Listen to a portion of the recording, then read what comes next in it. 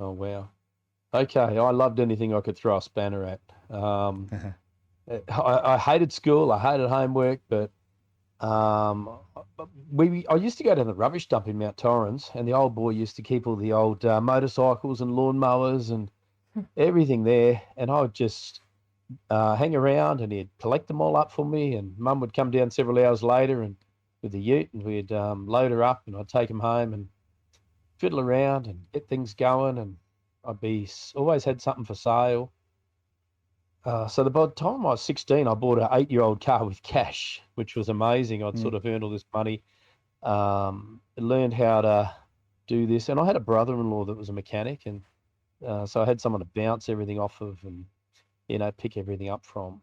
Um, Mm-hmm. so I loved that. So I just wanted to be a mechanic. So I did work experience at a couple of places, and I got offered two apprenticeships within 4 hours, which was pretty incredible. Yeah. And I had to make a choice between Hissy Motors over at Birdwood and Jarrett Nissan up at Bridgewater, and I ended up at Bridgewater.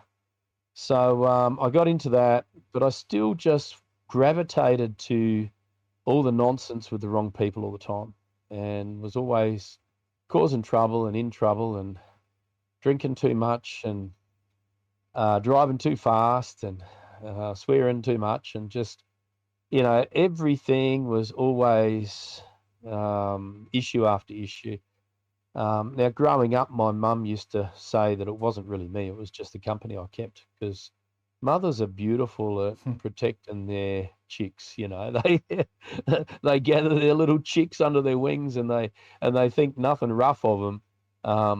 But mum would just say that, and I got myself in quite a bit of trouble, um, and I made this decision, this idea, this thought that if I hung around better people, it would fix everything up. So I went along to the Lutheran Youth Group in Spring Head, which is the church that I'd sort of grown up going to, Mm-hmm. thinking if I just get rid of all my bad influence mates and hang around these better people, everything will come right. The problem was I took all the trouble to the youth group. They were not. It wasn't going well, and they were organising a camp. They were doing this camp somewhere, I don't know where, and I paid to go, and I turned up with a bootload of beer. And you can imagine having someone like that in your youth group if you're a youth leader, and you're trying to sort them out and get rid of them. And I was just being rebellious and stupid and standing my ground and causing as much strife as I could, pulling down anyone I could into all the mischief that I got up to.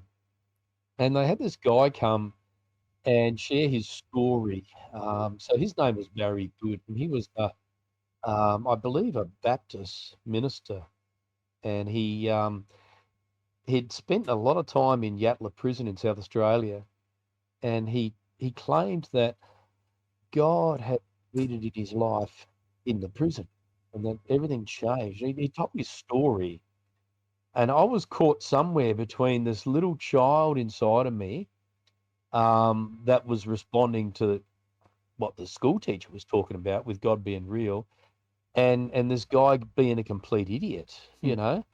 like there's something mentally wrong with him. Mm. Like, how can you believe that? If you are stupid enough to believe that, don't make a big deal of it. Like, keep it to yourself. So I was really uncomfortable, and I just absolutely hated being in that big room with all these people. I was sitting right at the back. Inside, I'm sweating and freaking out. I'm just like not handling what I'm hearing. And after he was finished, he left and he went and all that stuff. And Mm-hmm. it was almost like I was able to re-engage normality again. But prior to that, I was just a wreck. So um, he said something in all the stuff that he said. He said, if you find Jesus Christ, you'll know God.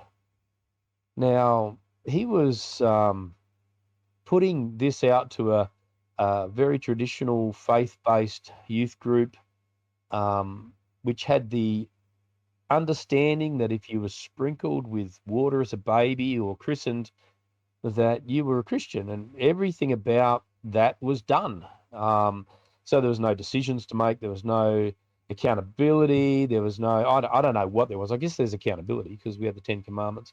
I really didn't engage God or religion whatsoever, but suddenly I'm confronted with somebody who talks about it like it's real. And he dumps those words on me. If you find Jesus Christ, you'll know God. Thanks for watching this short clip of Life Bursts. Make sure that you hit the subscribe, like, and follow button. And for more, head to rawcut.com.au.